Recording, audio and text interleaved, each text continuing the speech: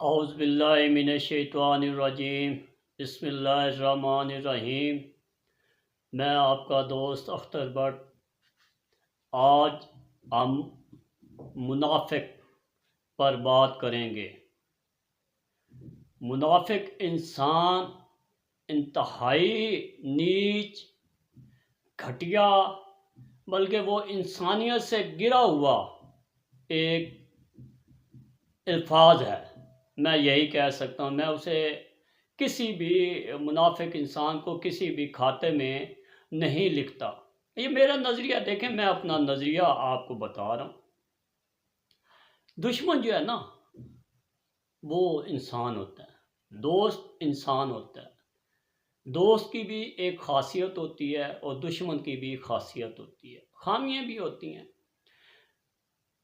दोस्त हमेशा आपका साथ देता है, हर औखे सौखे वक्त में, हर मुश्किल वक्त में, हर आसान वक्त में।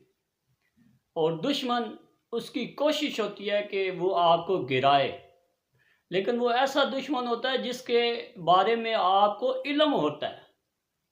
आप उसे डिफेंड कर सकते हैं, क्योंकि आपको पता है कि ये मेरा दुश्मन है, इसने मेरे खिलाफ महाज खड़ा करना है, इसने मेरे खिलाफ चालें चलनी हैं, इसने मुझे हमेशा नुकसान पहुंचाना है, इसने मुझे हमेशा तंग करना है। दुश्मन जो है, दुश्मन के बारे में आप सोच सकते हैं, आप ज़हनी तौर पे तैयार रहते हैं, दोस्त के बारे में भी और दुश्मन के बारे में। लेकिन मुनाफिक के बारे में आप तैयार ही नहीं रहते। वो ऐसी जगह मुनाफिकत करता है जहां आपके वहमो गुमान में भी नहीं होता। और मुनाफिक की निशानियां आज मैं आपको बताऊंगा। मुनाफिक की सबसे बड़ी 4 निशानियां होती हैं, सबसे अहम, जो आप जज कर सकते हैं। नंबर 1, उसे कोई भी इमानत दी जाए उसमें लाजमी वो खयानत करेगा।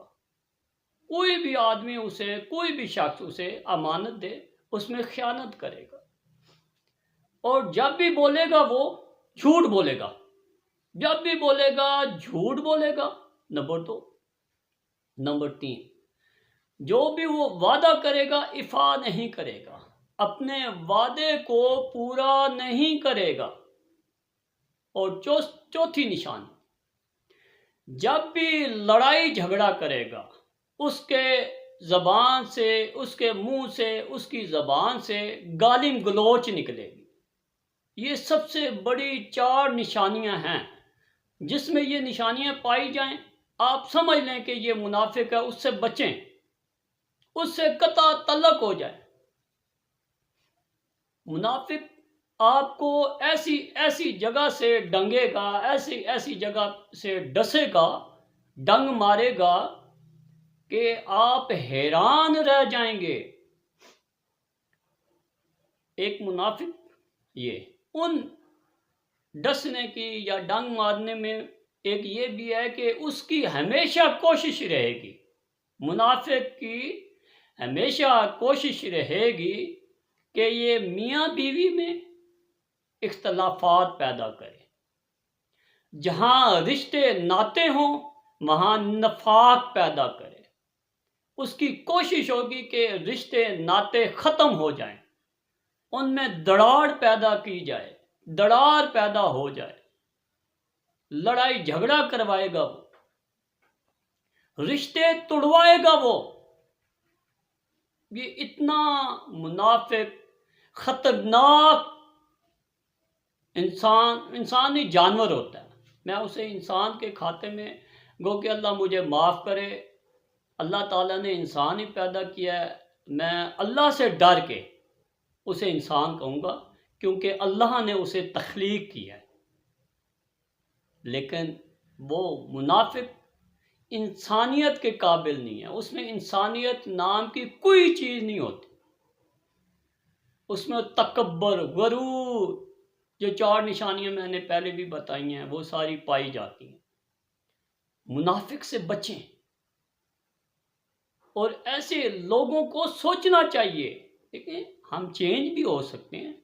अगर हम मुनाफिकत, अल्लाह माफ़ करे, हमें मुनाफिकत वाली खासियत आ जाए, हमें कोशिश करनी चाहिए अल्लाह से माफ़ी मांग के अपने आप को चेंज करना चाहिए, क्योंकि एक टाइम आएगा मुनाफिक जो रिश्ते नाते, जो लड़ाई झगड़ा, जो ज्यादती करेगा, एक टाइम आएगा कि वो अकेला रह जाएगा। अच्छा, मैं हैरान होता हूँ उन लोगों पे जो मुनाफिकत करते हैं। उनकी बीवी बच्चे भी होते हैं यार, बेटियां भी होती हैं, बेटे भी होते हैं।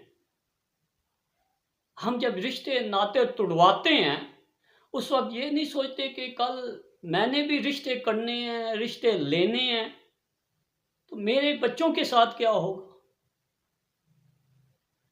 कभी नहीं सोचा। ये ऐसा अमल है, आप करोगे और आपके बच्चे भुगतेंगे। आप करोगे, आपके बच्चे भुगतेंगे, फिर आपके बच्चों के साथ मुनाफिकत होती रहेगी सारी जिंदगी।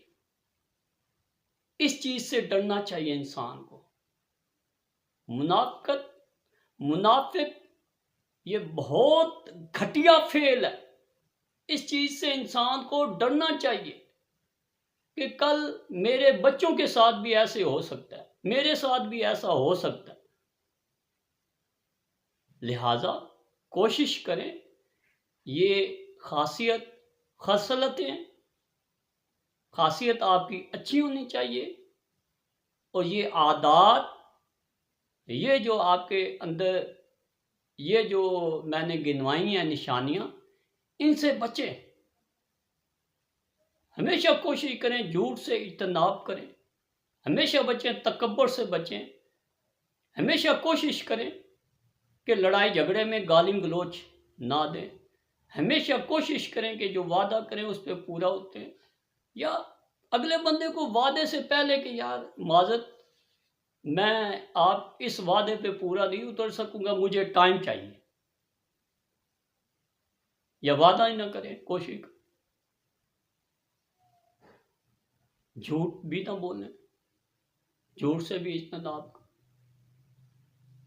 अल्लाह ताला हम सबको मुनाफिकत से बचाए, मुनाफिक बनने से बचाए, मुनाफिकत करने से बचाए। यकीन माने बड़े बड़े ऐसे वाक़े आ जाते हैं। मैं आपको इस हवाले से एक वाक़या सुनाता हूँ।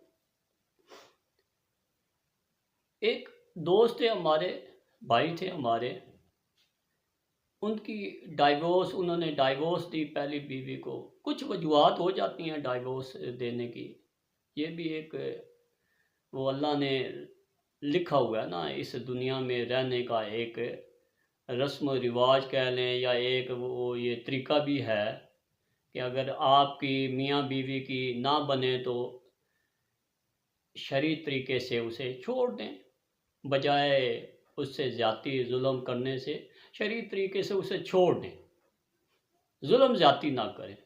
अच्छा, उसने बीवी की डाइवोर्स होगी, फिर दूसरी के लिए ट्राई की।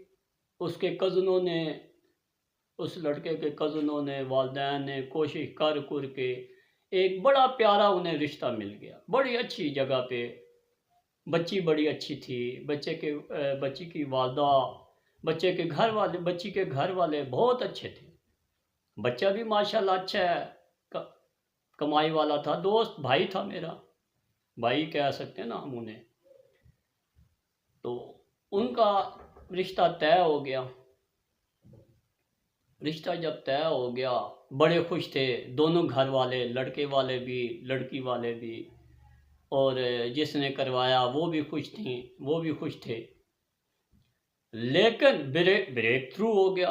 क्या हुआ, उनमें से एक मुनाफिक बीच में अटक आया, दरमियान में कूद पड़ा। उसने, लड़की का वालिद नहीं था वो, उनका कोई कफालत करने वाला, वो कोई अंकल होते हैं या फूफा कह सकते हैं, वो थे।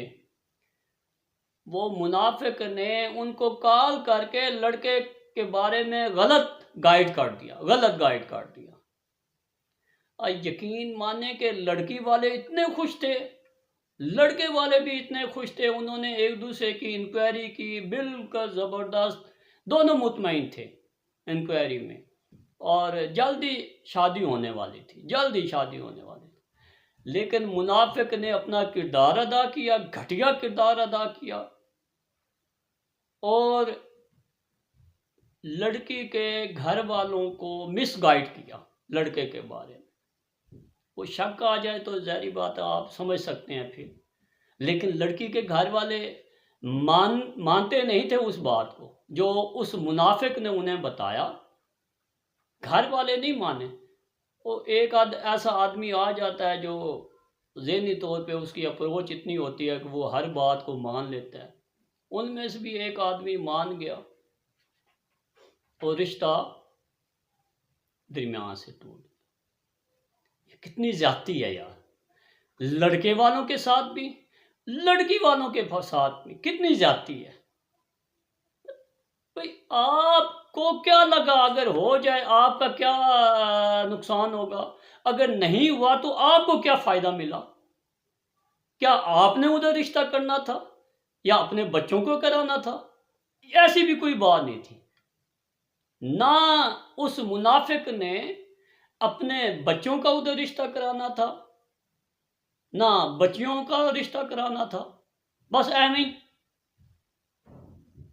तोड़ दिया, तोड़वा दिया। वो यार इतने परेशान। अब लड़की भी राजी, लड़की की वालदा भी राजी, लड़की के बहन भाई भी राजी, लड़के वाले भी राजी। एक आदमी सिर अड़ गया, मैं तो नहीं कर लो बेशक मर्जी कर लो, मैं नहीं बैठूंगा। अब उस वजह से आप यकीन माने 2 खानदानों में टेंशन पैदा हो गई। फिर अल्लाह किया बड़ा मुश्किल से उस जो वो मिसगाइड हुआ था, बड़ी मुश्किल से उनको, उस आदमी को मनाया गया, तसल्लियाँ दी गई कि ये ऐसी वैसी कोई बात नहीं, किसी किस्म की नहीं बात। भाई ये किसी ने शरारत की, किसी ने मुनाफकत की और आपको मिसगाइड कर दिया। हम वारंटी देते हैं। अल्लाह की अल्हम्दुलिल्लाह उनका फिर रिश्ता हो गया। देखिए ये कितनी ज़्यादती हुई थी यानी जितना अरसा उनका दरमियान में ब्रेक थ्रू रहा, उनके तल्लकात ख़राब तो नहीं हुए थे, लेकिन वो बच्चे वाले टेंशन में रहे।